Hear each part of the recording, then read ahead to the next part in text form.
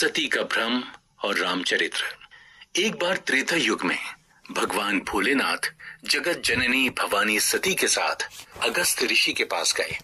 ऋषि ने उन्हें चराचर जगत के स्वामी जानकर उनका पूजा वंदन किया।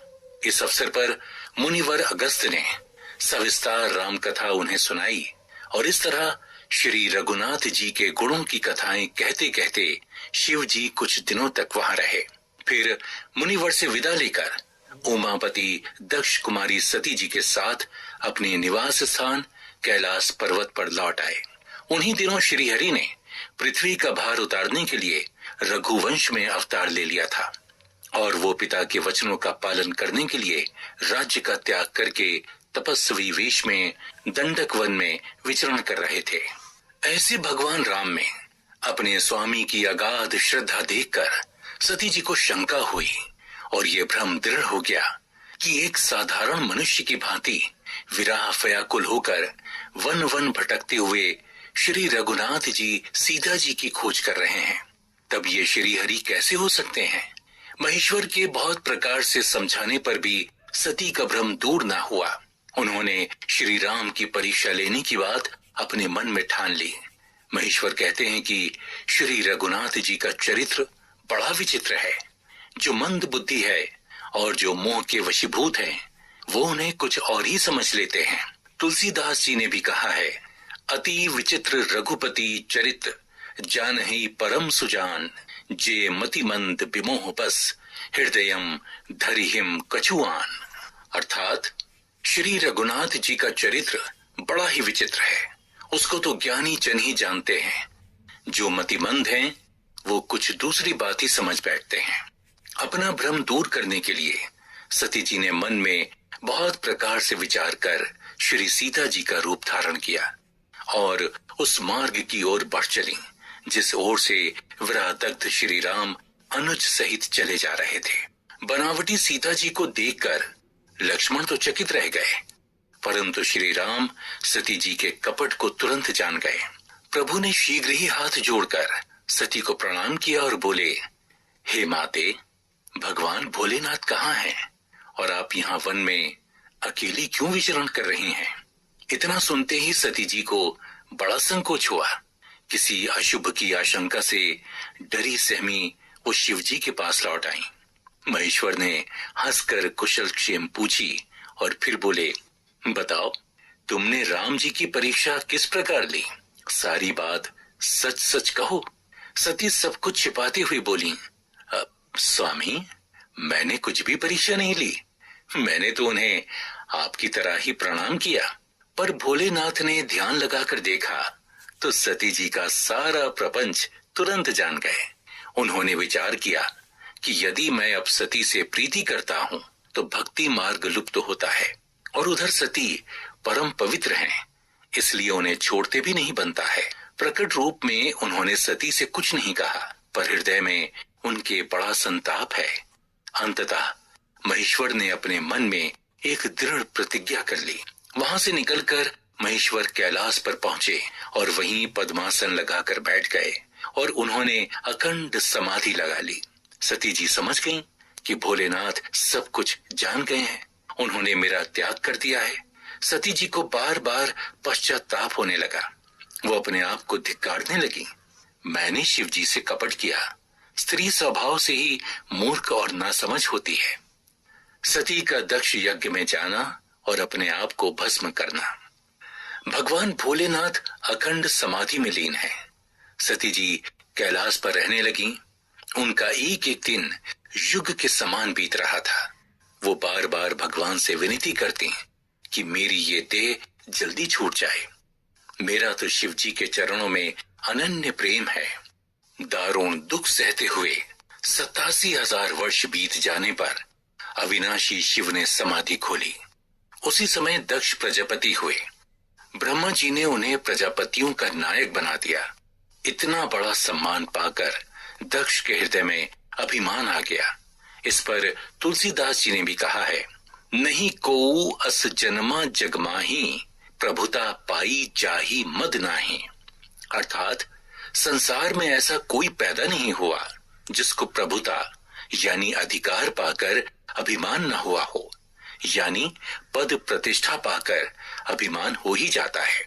प्रजापति ने एक विशाल यज्ञ का आयोजन किया और आदर सहित सभी ऋषि मुनियों, देवताओं, किन्नर, नाग, सिद्ध, गंधर्व आदि को सपरिवार निमंत्रित किया, पर भोले शंकर को नहीं बुलाया।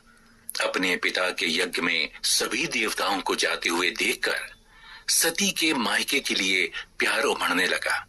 ये देख शिवजी ने उन्हें बहुत प्रकार से समझाया, हे सती, मित्र, स्वामी, पिता और गुरु के घर बिना बुलाए भी जाना चाहिए, परंतु जहां कोई विरोध मानता हो उसके घर जाने से कल्याण नहीं होता।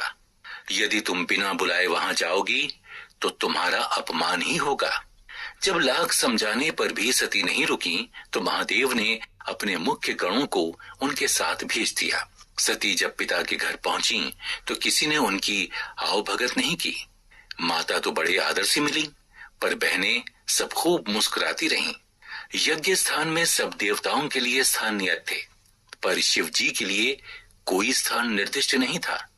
अपना अपमान तो सती ने सह लिया, लेकिन अपने पति भोलेनाथ का अपमान उन्हें असहनीय प्रतीत हुआ। पूरी सभा को ललकारते हुए वो क्रोध भरे स्वर में बोली, हे सभासदों और मुनीश्वरों, सुनो, यहां जिसने भी शिव जी की निंदा की या सुनी, उन सब को इस पाप का फल तुरंत ही मिलेगा और वो सब मेरे पिता दक्ष की भांति पछताएंगे। इतना कहकर सती ने योगाग्नि में अपना शरीर भस्म कर डाला।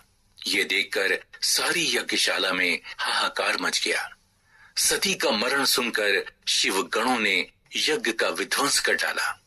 शिव जी ने जब ये समाचार सुना तो उन्होंने क्रोधित होकर वीरभद्र को भेजा। उन्होंने वहां जाकर सब देवताओं को यथोचित दंड दिया। दक्ष का सिर काट डाला गया। मरते समय सती ने श्री हरि से ये वर मांगा कि मेरा प्रत्येक जन्म में शिव जी के चरणों में अनुराग बना रहे। अगले जन्म में सती हिमाचल के घर में जन्मी और पार्वती नाम से पुकारी गईं। नारद को अहंकार और उनका उद्धार। भगवान श्री हरि बड़े दयालु हैं। अपने भक्तों को कभी दुखी और पथ भ्रष्ट होता नहीं देख सकते। नारद को इस बात का अहंकार हो गया कि मैंने कामदेव पर विजय प्राप्त कर ली है। ये सब पराक्रम वो भगवान भोलेनाथ को सुनाने लगे। भोले भंडारी ने उन्हें सलाह दी, हे मुनि श्रेष्ठ, मेरी आपसे प्रार्थना है कि जो ये कथा आपने मुझे सुनाई है, इस प्रकार से श्री हरि को मत सुनाइएगा। पर नारद मुनि कहाँ मानने वाले थे। वो सीधे श्री हरि के पास गए। लक्ष्मीपति ने भी उन्हें खूब बढ़ा चढ़ा दिया। अब तो वो और भी अभिमान से सीना ताने श्री हरि का सिर नवाकर वहां से चले। श्री हरि ने अपनी माया से बैकुंठ से भी सुंदर एक नगर बसाया। उस नगर के नर नारी कामदेव से भी ज्यादा सुंदर थे। वहां का राजा शील निधि अत्यंत वैभव संपन्न था। नारद जी नगर में प्रविष्ट हुए। तत्पश्चात राजा के महल में पहुंचे। राजा ने सब प्रकार से उनकी आवभगत की और राजकुमारी को सामने बैठाकर उसके गुण दोष बताने का आग्रह किया। उसके रूप को देखकर मुनि वैराग्य भूल गए। वो राजा को कुछ और बताकर वहां से चल दिए। मन में एक ही विचार बार बार उमड़ने लगा है, विधाता, ये कन्या मुझे कैसे मिलेगी। उधर कन्या का स्वयंवर आयोजित था और नारद जी चिंता मग्न पथ पर चले जा रहे थे। तभी एकाएक श्री हरि उनके सामने प्रकट हो गए। नारद जी ने सिर नवा उन्हें अपनी सब दुविधा कही। श्री हरि बोले, जिसमें आपका कल्याण होगा मैं वही करूंगा। लक्ष्मीपति से हरि रूप लेकर नारद स्वयंवर सभा की ओर चले। उधर श्री हरि ब्राह्मण रूप धर सारी व्यवस्था देख रहे थे। नारद जी जहां बैठे वहां श्री हरि के दो गण भी बैठे। नारद जी को सुना सुनाकर व्यंग कर रहे थे। प्रभु ने आपको अनुपम सुंदरता दी है, राजकुमारी आप पर रीझ जाएंगी। राजकुमारी वरमाला लेकर चली। नारद जी प्रसन्नता से गदगद।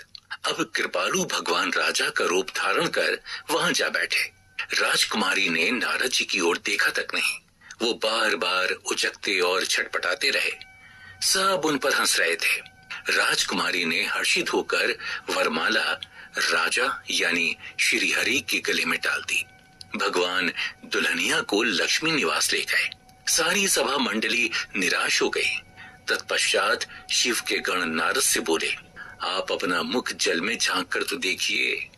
जब नारद ने जल में अपना रूप देखा तो श्री हरि पर बड़े कुपित हुए और बोले, तुम कपटी हो विष्णु, तुम धोखेबाज और मतलबी हो, सदा कपट का व्यवहार करते हो। तुम अपने किए का फल अवश्य पाओगे।